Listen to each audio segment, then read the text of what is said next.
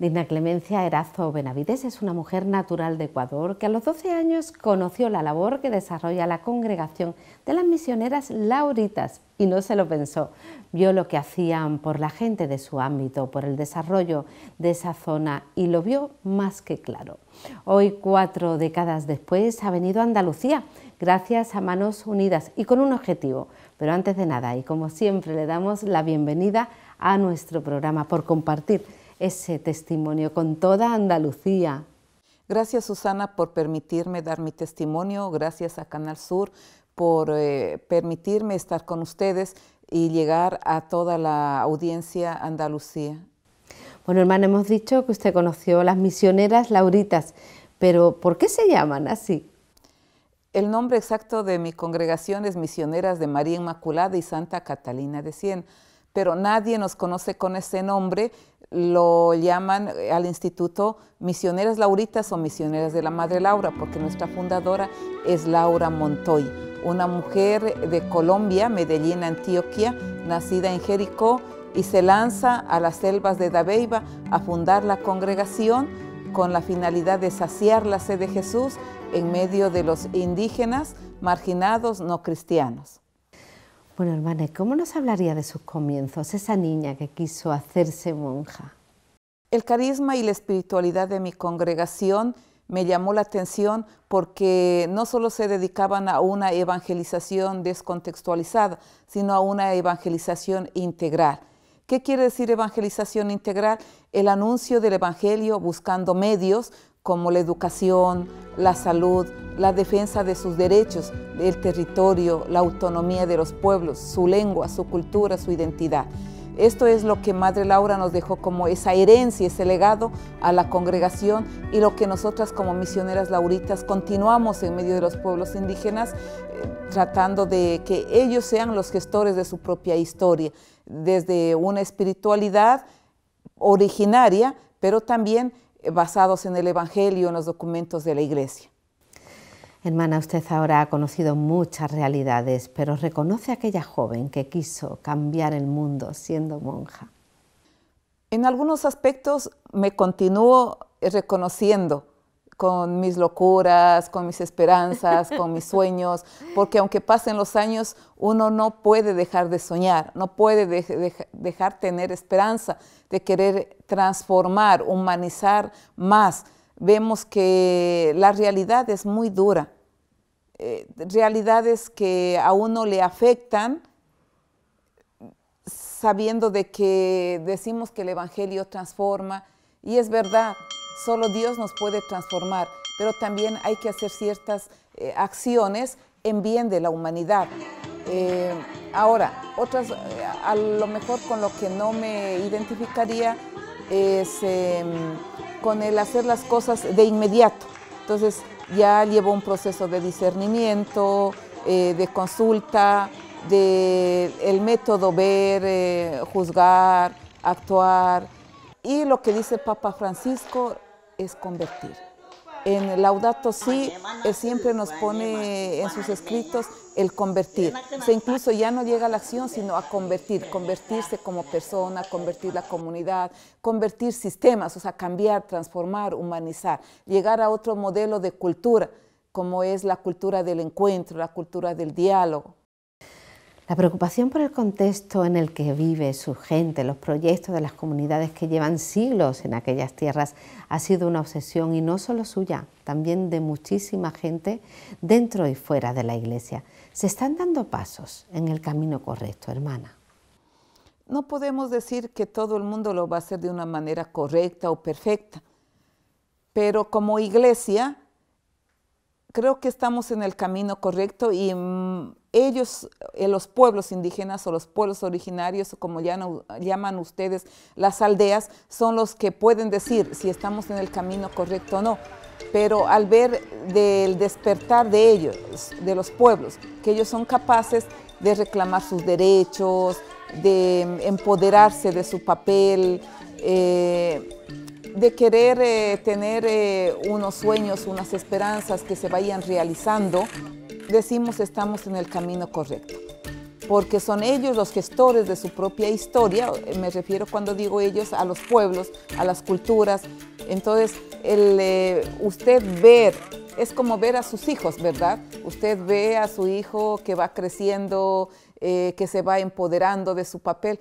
Nosotros también ver a los pueblos que son gestores de su propia historia, nos alegramos y decimos, hemos realizado nuestro acompañamiento por lo que quiere Jesucristo, porque Jesucristo fue un hombre que tuvo una opción definida, ¿ya? No fue imparcial. Jesús no excluyó, pero siempre optó por los más pobres. Bueno, usted forma parte de una iniciativa más que interesante, y es la Red Eclesial Panamazónica. Cuéntenos en qué consiste. La Red Eclesial Panamazónica está formada por los 9 países amazónicos. También ha llevado un proceso para su consolidación. La semillita nació en Ecuador y después se fundó en el Brasil. Actualmente es el presidente Monseñor Rafael Cook, y él fue el que estuvo desde su nacimiento.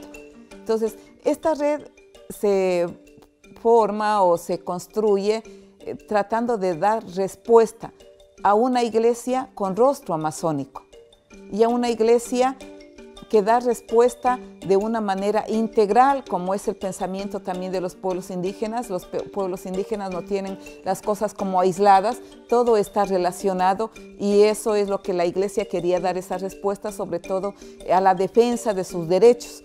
Yo pertenezco a los derechos humanos que lleva la Red Eclesial Panamazónica. Fui también coordinadora hace unos años de la red en el Ecuador. Hermana, repasando toda su trayectoria y sobre todo su actual destino, que es Ecuador, usted tiene 2 grandes preocupaciones y siempre han sido los jóvenes y las mujeres. Pero vayamos por partes. Los jóvenes, ¿cree usted que hay que contar con ellos, hay que prepararlos? ¿Por qué me llamó la atención los jóvenes? Para mí personalmente son los que más sufren.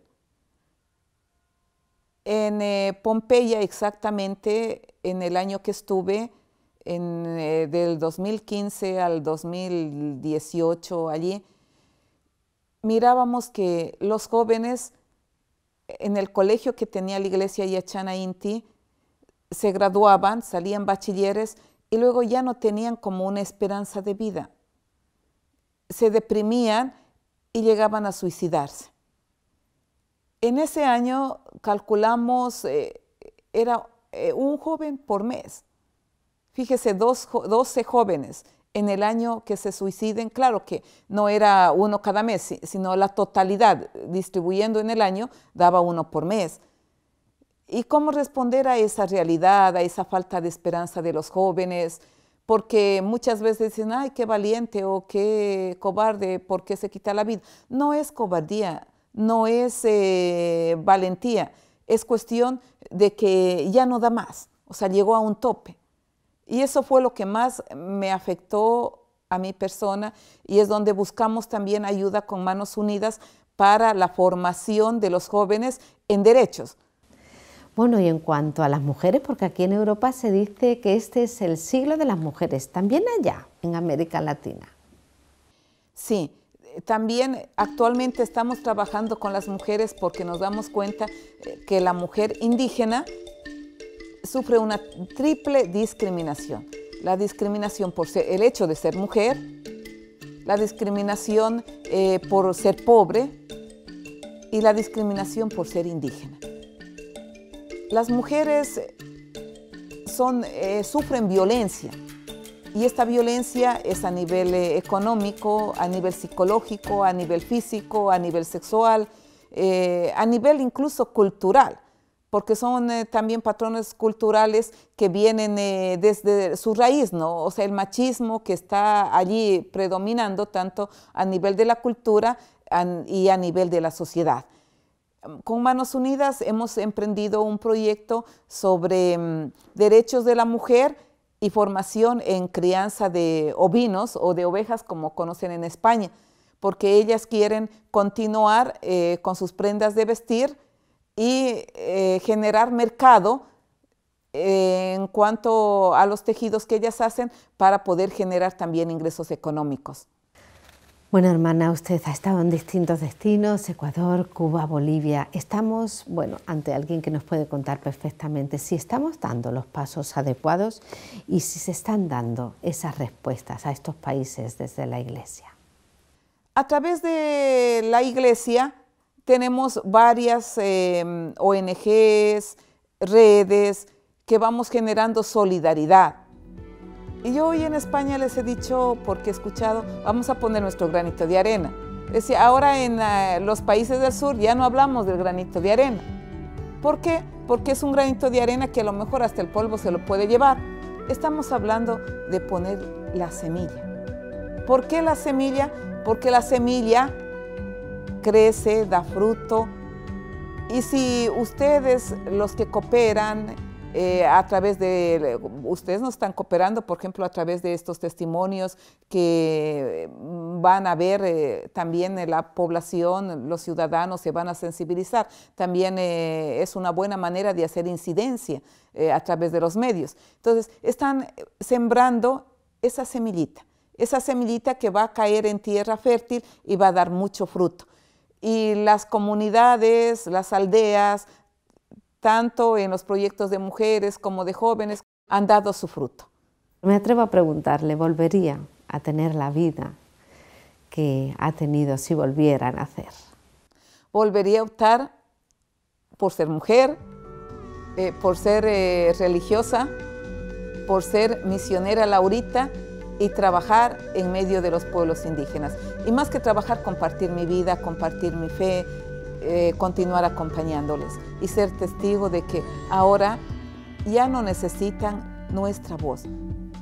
Ellos tienen voz, porque antes nosotros decíamos, bueno, tenemos que ser los voz de los sin voz. Ahora ya ellos tienen su voz, tienen su palabra.